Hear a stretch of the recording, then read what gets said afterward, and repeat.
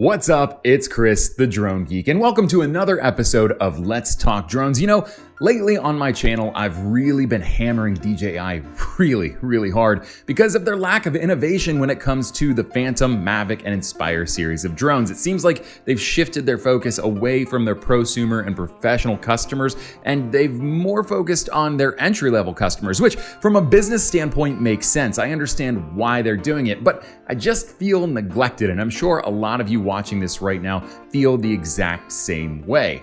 Now, the Inspire 2 is what we're really going to be focusing on in this video, and even not so much the Inspire 2 itself as two new contenders that just entered the professional cinema-grade drone field that are self-proclaimed and not self-proclaimed respectively as Inspire killers. But before we do that, I do want to recap on the specs of the Inspire 2. It has been about 5 years since the Inspire 2 was released, and it's still the king of the castle when it comes to professional grade budget drones. The DJI Inspire 2 was first introduced in 2016. A whopping 5 years have passed since we've seen a new version of this drone, but don't call this thing a dinosaur yet because it packs a punch when it comes to camera functionality and overall UX. The Inspire 2 boasts a maximum video resolution of 6K or 5.2K depending upon the mode in which you're shooting, as well as the camera attachment. It's also compatible with the Zenmuse X4S, which is an older attachment, but allows it an increased flight time of 27 minutes when using the dual battery method. It takes 24 megapixel photos, which meets the traditional standard for professional photography, and the gimbal and camera system allows for 360-degree yawing of the camera independently from the drone, which means more flexibility and versatility when flying and filming. The i2 has a maximum flight speed of 58 miles per hour, giving it the power to keep up with just about any subject in any shooting scenario. It has a number of up or downgradable systems, including the remote controller, storage, and more. Look, I'm going to be quite frank here. The Inspire 2 is an aerial imaging specialist's dream drone, especially when you consider the price tag caps out at $10,000 for the X7 Advanced kit, which is the most advanced kit that DJI offers stock with the Inspire 2 on its website. Now, there are other accessories and things that you can add to that kit that make the experience that much better and make it that much more versatile of an option, but that kit alone at $10,000 is extremely reasonable when you consider that you get cinema-grade footage out of the Inspire 2, as well as professional 24 megapixel grade photos out of its camera. And if you've been following this channel for any length of time, you know that the Inspire 2 is my dream drone as well. I would love to have one of these things, but I'm a little more apt to just wait for the next iteration of the Inspire because, like I said, it has been 5 years since DJI came out with the Inspire 2, so I think it's better just to wait for that next iteration. However, this video is about those two competitors that have entered the field. One is a self-proclaimed DJI Inspire killer. The other one has not taken that stance, but when you take a look at the specs on paper, it certainly seems like that drone could be an Inspire killer. If you've been paying attention to the drone industry, then you know the two companies I'm talking about are SONY and XDYNAMICS. They've both announced Inspire-style drones, or drones that can compete with the Inspire rather, coming this year. One's going to be coming actually in the next few weeks, most likely. The other one, maybe towards the end of the year. But let's start with XDYNAMICS, because I don't think that this drone is getting the buzz it deserves. XDYNAMICS recently came out and announced that it will be releasing the Evolve 2 in late Q2 of 2021, so really just a few weeks removed from that potential release. This one's really exciting because the budget, the price tag on this is much lower than the Inspire 2, and some of the specs on this thing are still pretty impressive, even though they don't quite meet the marks of the Inspire 2. So let's get into the specs of the Evolve 2 from XDYNAMICS. XDYNAMICS recently announced the Evolve 2 is to be released very soon, most likely within the next 2 weeks. While it is not as impressive of a spectacle at first glance with a rather rigid and cheap looking body, the specs on this drone are extremely comparable to the Inspire 2, and the price tag makes it even more enticing. The Evolve 2 has a Sony IMX299 4/3 inch 12-inch WDR CMOS sensor on a 3-axis gimbal with a maximum video resolution of 4K at 120 frames per second. While it doesn't quite hit the 6K or even the 5.2K mark of the Inspire 2, the 4K at 120 frames per second is definitely a resolution and frame rate that will have cinematographers drooling. It has a maximum flight time of 33 minutes and a max speed of 57 miles per hour. Its maximum range is also extremely impressive with an estimated 7 miles in perfect conditions. It also comes with the XDYNAMICS Evolve ground station, which is just a fancy way of saying smart controller. But what's cool about this is it has a dual screen with live radar and weather updates while flying. It seems intuitive and has a zero latency video transmission of 1080p at 60 frames per second. All in all, this is a really solid drone with some great specs. Yeah, it does not meet all of the marks of the Inspire 2. In fact, I don't think it really meets any of the marks if we're being quite honest, but the place where it definitely wins is the price tag. Let's go back to the Inspire 2. To get just the drone, no controller, no camera, no nothing with it, just the aircraft itself, it's about $3,299 for the Inspire.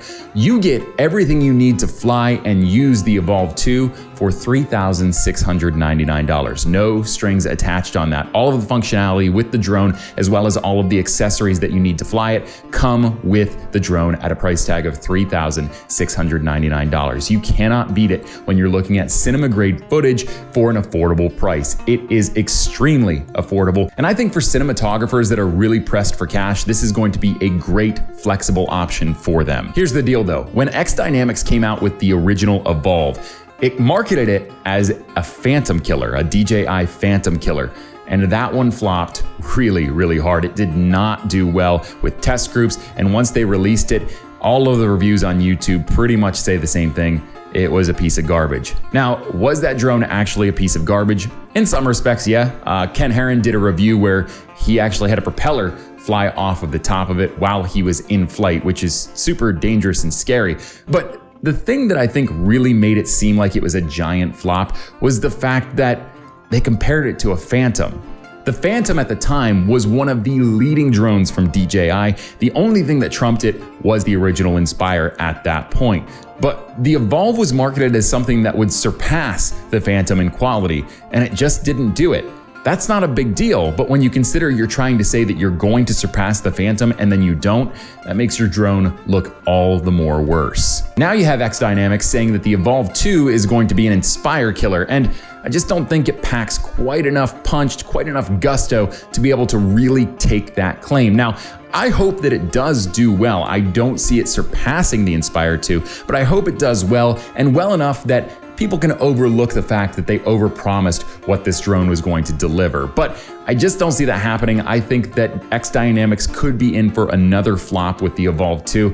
Let's hope not. I would love to see an actual contender against DJI come out of the woodwork and make a run with it, especially since Autel was probably the closest that we had with the Evo 2, and that one seems to have lost a little steam. Just having one more competitor out there would be great for the market and maybe light a fire underneath DJI to get going on some of these drones. But where I think we actually have a contender is in our next drone. The AirPeak S1 from Sony was recently announced and is expected to release at the end of 2021. So let's talk a little bit about the AirPeak S1 from Sony and the specs that it's going to pack out of the box. Sony announced at the end of 2020 that they would be throwing their hat into the drone arena with the release of the AirPeak S1. It is touted to be the world's smallest drone that can carry a full-frame Alpha Series mirrorless camera as its imaging payload, which is huge for cinematographers and photographers alike. It's expected to have a maximum speed of 56 miles per hour and maintain stability in winds up to 44 miles per hour. It will also have a retractable landing gear to allow for full 360-degree yaw of the gimbal independent from the drone. It also has 3D spatial awareness and obstacle braking functionality that gives it an added layer of security when flying at top speed or in smaller spaces. It too has the ability to control the drone and camera via separate controllers and multiple intelligent flight modes. It is, without a doubt, the closest thing that we've seen to an Inspire killer to this point. Where the AirPeak S1 absolutely demolishes the Inspire is in the sensor size and subsequent image quality.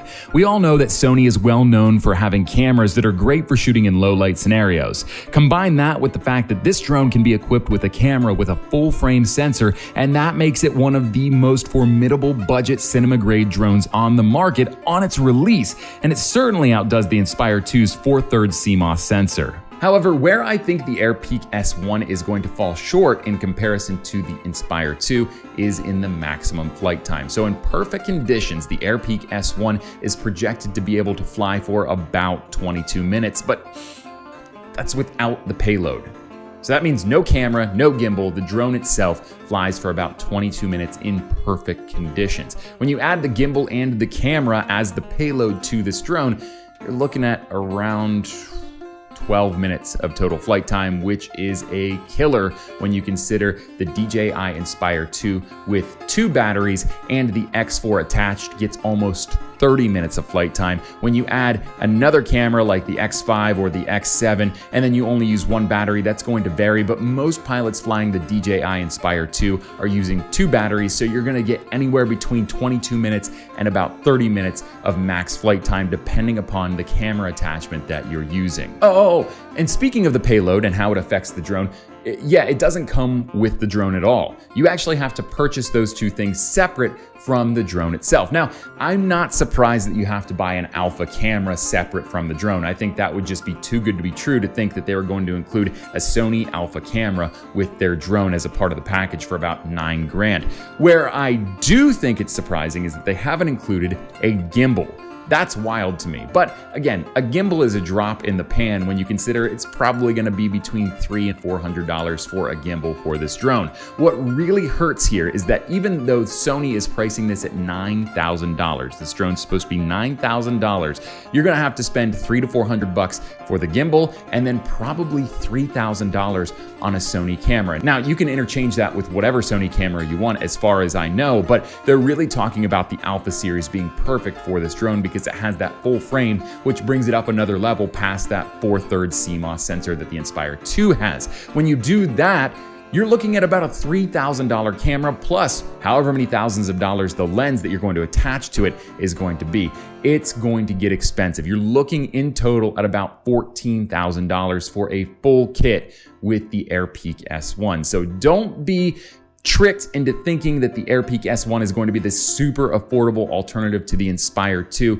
It really isn't, and I'd be surprised if really many small-time creators or production studios look at the AirPeak S1 as a viable option just because of that almost double price increase. I mean, it's very, very close, all things considered. They're gonna opt for the Inspire 2, which is going to come down in price moving forward, especially if more of these drones come out and if DJI moves on to the next iteration of the Inspire. So I really think this is going to hurt Sony in the long run. I think they need to go back to the drawing board before they release the AirPeak S1 and figure out how they get us more flight time and also consider including the gimbal. A lot of people that buy the AirPeak S1 are going to already have a Sony Alpha camera, so that's already purchased, but it's still going to hurt when you look at the fact that they had to invest that in the first place, and God forbid somebody goes in and buys an AirPeak without actually having an Alpha already available to them, because that's just going to make it that much more expensive. Now, while I think that the Evolve 2 and the AirPeak S1 are both interesting and appealing alternative options to the Inspire 2,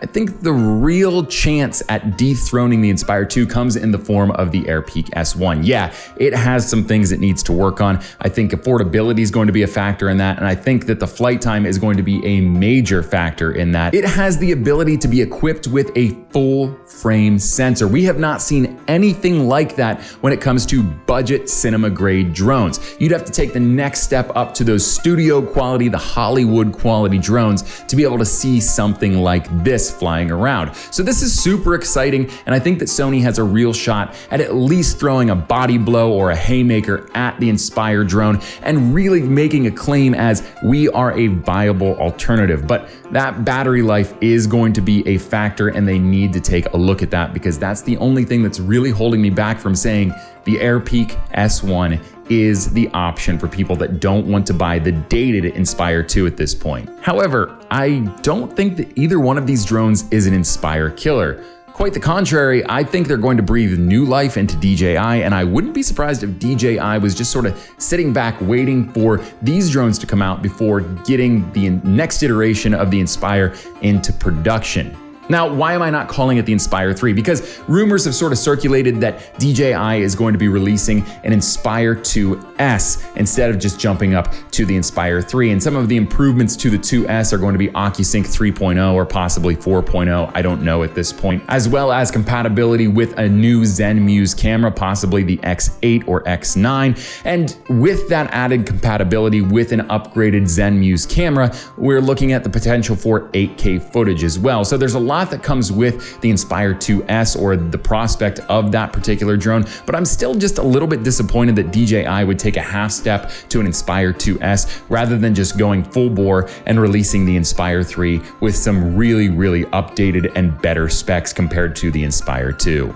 I don't think that there's much of a need to take this half step upgrade to the 2S. It's just sort of been the trend with DJI lately, and I'm really not into it. Only time will tell. But in the meantime, I would like to hear your opinion. So make sure you leave a comment down below letting me know what you think about these two drones, their potential as Inspire killers, as well as whether or not they're going to set off the events that will lead up to the next iteration of the Inspire. If you like this video, give me a thumbs up and hit that subscribe button. We're still on the quest to 1,000 subscribers, and we've been stuck at about 840 or so for the last few weeks.